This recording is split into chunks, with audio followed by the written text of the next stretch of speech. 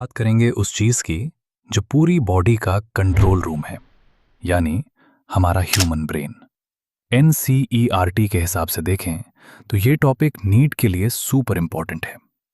देखो, हमारा ब्रेन बहुत ही डेलिकेट होता है, इसलिए कुदरत ने इसे एक मजबूत हड्डियों वाले बॉक्स में रखा है जिसे हम क्रेनियम कहते हैं। पर सिर्फ हड्डी काफी नहीं थी, इसलिए ब्रेन के चारों तरफ 3 लेयर्स की कवरिंग होती है जिन्हें क्रेनियल मेनिंजेस कहा जाता है।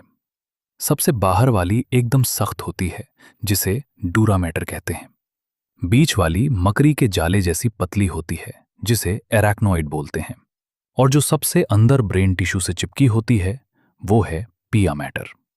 अब अगर हम ब्रेन को समझने के लिए बांटें तो इसके 3 मेन हिस्से होते हैं: फोर ब्रेन, मिड ब्रेन और हिंड ब्रेन। सबसे पहले बात करते हैं फोर ब्रेन की, जो ब्रेन का सबसे बड़ा हिस्सा है। इसमें 3 चीजें आती हैं: सेरिब्रम, थैलेमस और हाइपोथैलेमस। हमारा जो सेरिब्रम है वो 2 हिस्सों में बटा होता है जिन्हें लेफ्ट और राइट सेरेब्रल हेमिस्फीयर्स कहते हैं। और ये दोनों आपस में एक नर्व फाइबर्स की पट्टी से जुड़े होते हैं जिसे कॉर्पस कैलोसम कहते हैं। ये नाम नीट में बहुत बार आता है। सेरेब्रम की ऊपरी लेयर को सेरेब्रल कॉर्टेक्स कहते हैं, जिसे ग्रे मैटर भी कहा जाता है क्योंकि यहाँ न्यूरॉन्स की सेल बॉडीज का जमावड़ा होता है। यहाँ कुछ ऐसे एरियाज भी होते हैं जो ना तो पूरी तरह सेंसरी होते हैं न ही मोटर। इन्हें हम एसोसिएशन एरियाज कहते हैं, जो हमारी याददाश्त और कम्युनिकेशन के लिए जिम्मेदार हैं। फोर ब्रेन में ही एक छोटा सा हिस्सा है थैलमस, जो सारे सिग्नल्स के लिए एक रिले स्टेशन जैसा है। और इसके ठीक नीचे होता है हाइपोथैलेमस। ये छोटा है पर काम बड़े करता है, जैसे बॉडी टेम्परेचर कंट्रोल करना, भूख प्यास लगना और हार्मोन रिलीज करना।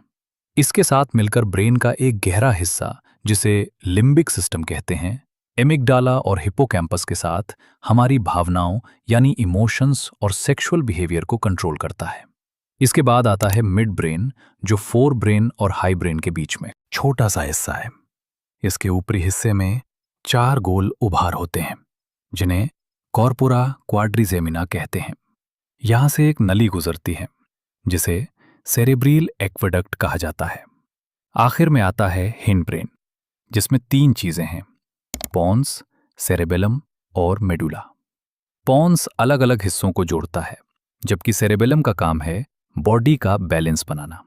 इसका सरफेस बहुत घुमावदार, कन्वोल्यूटेड होता है ताकि ज्यादा न्यूरॉन्स आ सकें। सबसे नीचे होता है मेडुला ओब्लोंगटा, जो सीधा स्पाइनल कॉर्ड से जाकर जुड़ता है। ये हमारे जिंदा रहने के लिए बहुत जरूरी है, क्योंकि रेस्पिरेशन और कार्डियोवैस्कुलर रिफ्लेक्स और डकार या उल्टी जैसे गैस्ट्रिक सिक्रीशन को कंट्रोल करता है। याद रखना, मिड ब्रेन, पॉन्स और मेडुला मिलकर ब्रेन स्टेम बनाते हैं, जो ब्रेन और स्पाइनल कॉर्ड के बीच का मेन रास्ता है।